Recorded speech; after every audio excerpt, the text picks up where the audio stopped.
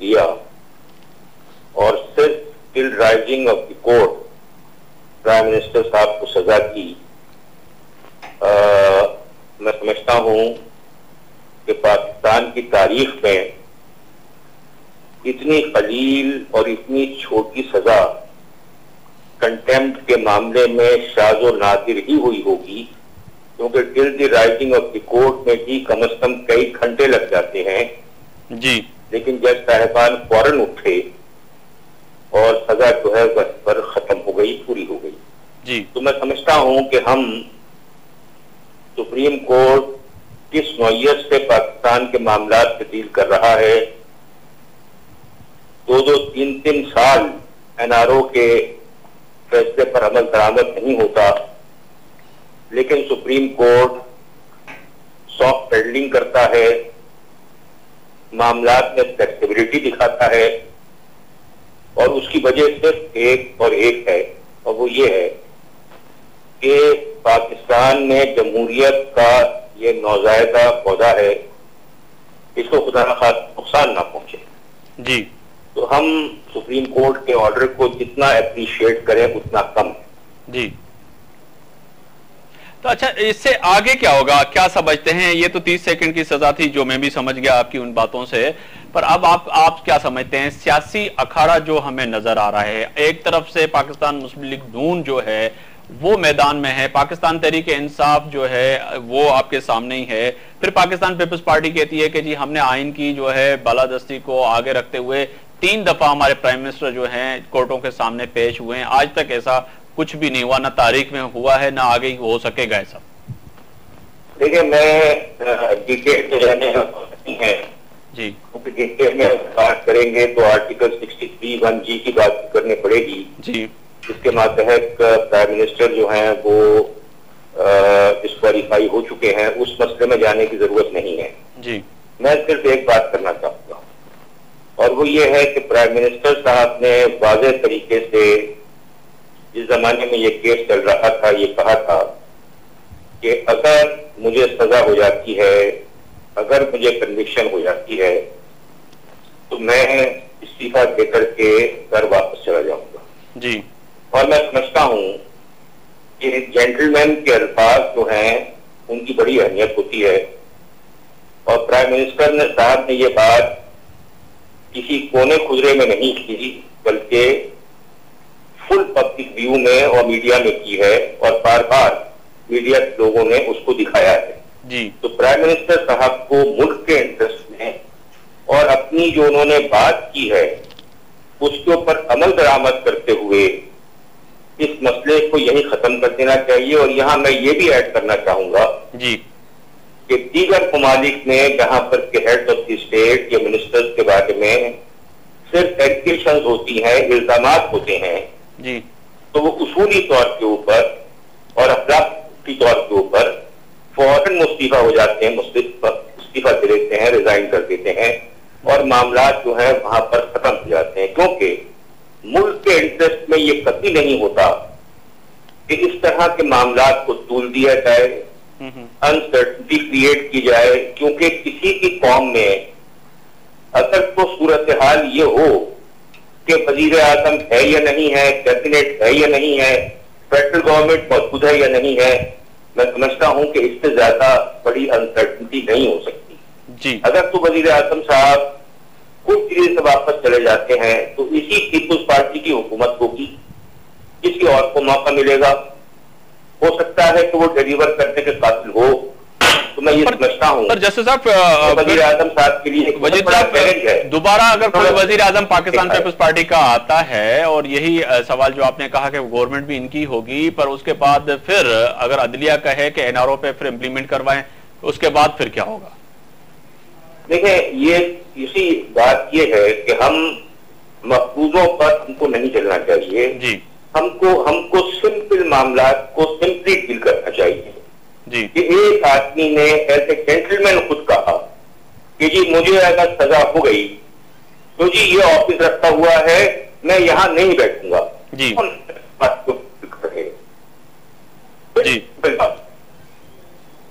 जी।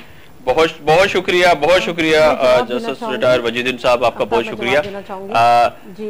पर वही सवाल सुना आपने, पर उनके ही सवाल से, जस्टिस साहब के सवाल से मेरा एक सवाल है, जब वजीर आजम साहब ने सबके सामने ये कहा था कि अगर सजा हो गई तो ये ऑफिस यहाँ पे है और मैं अपने मनसब से छोड़ के चला जाऊंगा, किस चीज पे सजा हुई इनको? पहले मुझे ये तो बताएं। ये कानूनदान है, मैं तो एक छोटी सी वर्कर हूँ, पॉलिटिकल वर्कर सिर्फ एक। मैं अभी तो मैं तो अभी तालिब इल्म हूँ सियासत के अंदर। एक सेकंड नहीं, उनको इस्तेज़ा हासिल था। अगर जिस तरह से 18वीं तरमीम आई, 19वीं तरमीम आई, 20वीं तरमीम आई, सब पार्टीज के लोग उसमें मौजूद थे, सबने मिलकर ये तौहीन अदालत की खिलाफवर्जी नहीं हुई। उसने एक क्लॉज लेके आ जाते और कह देते कि जो सदर है और जो वजीर आजम है उनको इस्तेज़ा हासिल नहीं है तो फाइन, फेयर इनफ।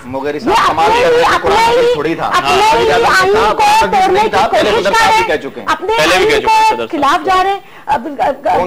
साहब ने प्राइम मिनिस्टर साहब ने क्या कहा? उन्होंने कोई करप्शन किया?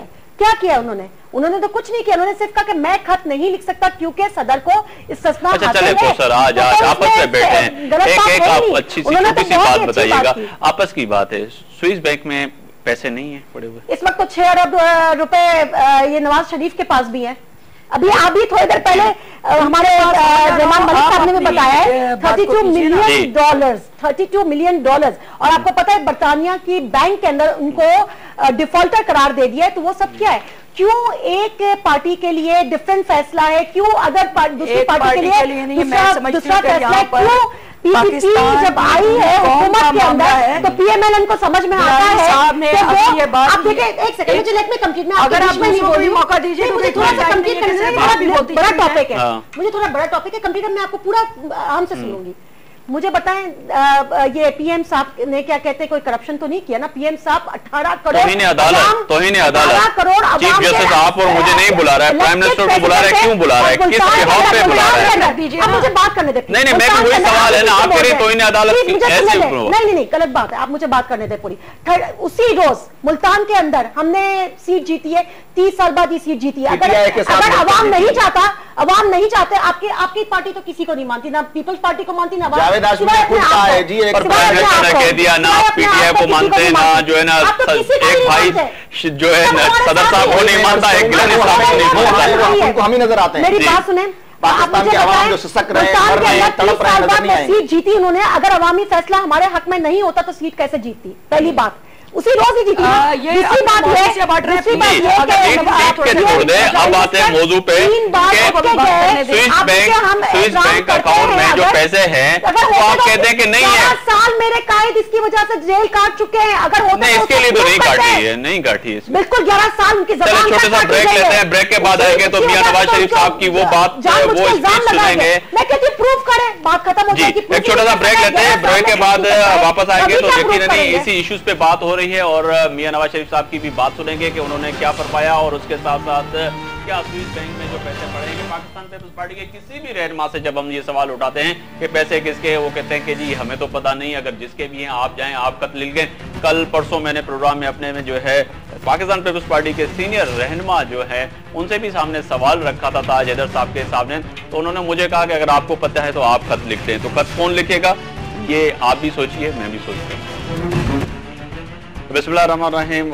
नाज़रीन, आपको खुशामदीद कहता हूँ अपने प्रोग्राम में। और ब्रेक से पहले भी हमारे ब्रेक के दरमियान भी बहुत सी बातें हो रही थी कि आखिर पाकिस्तान का क्या होगा, इस शहर का, इस मुल्क का क्या होगा। और इसके साथ साथ अगर देखा जाए तो जिस तरह मैंने सवाल उठाया था कि जब भी पाकिस्तान पीपल्स पार्टी के सीनियर रहनुमाओं से बैठ के हम बात करते हैं, उनसे सवाल करते हैं कि स्विस बैंक अकाउंट में आखिर किसके पैसे हैं, तो वो यही कहते हैं कि आप खत लिखे तो कौन लिखे।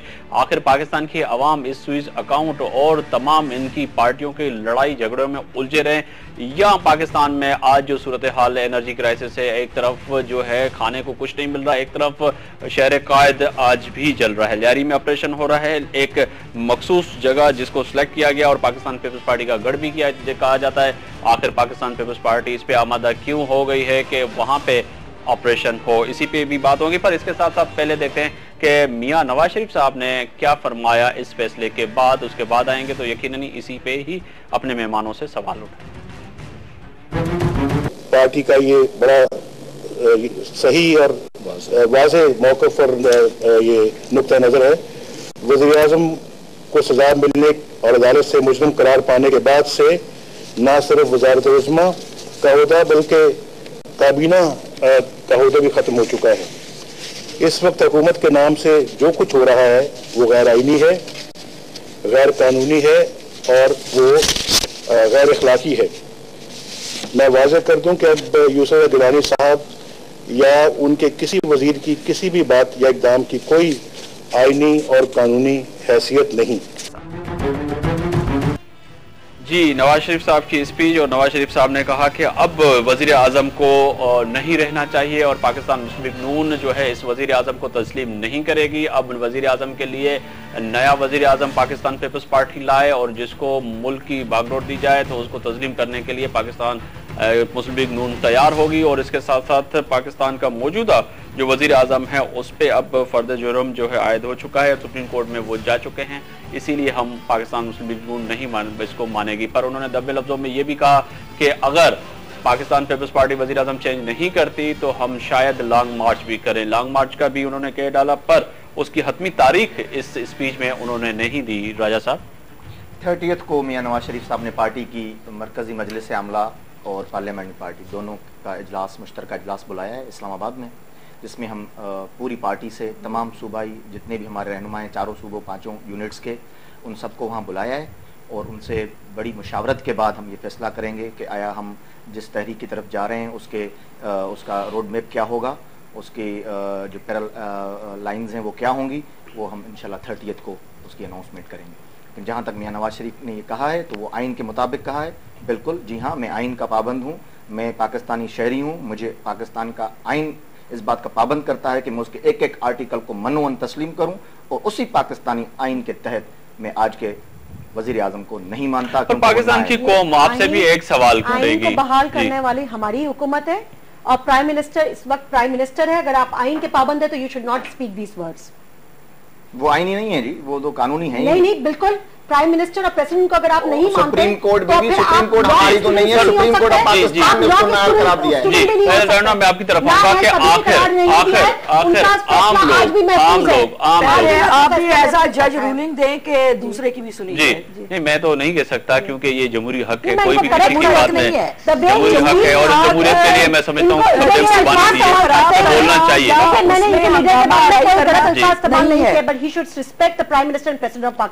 अगर ये प्राइम मिनिस्टर और प्रेसिडेंट की रिस्पेक्ट कह रही है ना, पीएमएल प्राइम मिनिस्टर है नहीं, उन्होंने तो तस्लीम करना खत्म कर दिया। और इससे अगर आप तस्लीम नहीं कर रहे राजा, तो आपकी तमाम जो कौमी असेंबली के मेंबरान हैं, मौजूद मेंबरान, उनको कहीं इस्तीफा दे दें, खत्म हो जाएगी बात। अभी ये प्राइम मिनिस्टर साहब ने बात कर ली, चैलेंज कर दिया कि जी हमें नो कॉन्फिडेंस लाए। कोर्ट एक आदमी को नाअहल करार देती है, आपका एक सीधा सीधा तरीकेकार है, आप आर्टिकल 63(1) जी के तहत जो है वो नाअहल करार हो चुके हैं। अब आप कहें जी मेरे लिए जो है आप इस्तीफा दें और आप वोट ऑफ नो कॉन्फिडेंस लाएं। भाई वोट ऑफ नो कॉन्फिडेंस का सवाल ही पैदा नहीं होता। आप ना आयल हैं, अब ना आयल के खिलाफ अगर हम वोट ऑफ नो कॉन्फिडेंस लाते हैं तो दूसरे लफ्जों में हमें बेवकूफ समझते हैं कि हम उनको वज़ीर आज़म मान बेवकूफ है। सॉरी, अच्छा आप डिप्टी कर रही हैं, आप तो माइक बंद करवा सकती थी, पर मैं तो बंद नहीं करवा सकता हूँ माइक। आप डिप्टी कर रही है असेंबली, बहुत जल्दी काम करना शुरू करें। अवाम अगर सेलेक्ट करेंगी इस तो सिलेक्ट हुए हुए, अभी तो ऐवानों में बैठे हुए हैं। पंजाब में 65% हुकूमत कर रहे हैं। अगर बाकी पार्टी इस चीज को गलत आप ये सुने कि वो 65% पे हुकूमत कर रहे हैं। अगर बाकी पार्टी इस चीज को गलत समझते हमारे साथ होती, सब पार्टी साथ में है तो फिर बाकी खत्म हो गई। वो भी बताना। एक बात कहूंगी आप दोनों के लिए कि आप जितना चाहे गला फाड़ के चीख लें, उससे हकायक को आप छुपा नहीं सकते। अवाम के सामने स्पीकर की आपने बात की है तो स्पीकर के ऊपर जिम्मेदारी आयद होती है कि जो उनको कोर्ट ने ऑर्डर दिया है वो उसको आगे इलेक्शन कमीशन में पहुंचा दे। राइट, ये अभी भी उनको सजा सुनाई गई है आपके वज़ीर आज़म साहब को, प्राइम मिनिस्टर ऑफ पाकिस्तान को।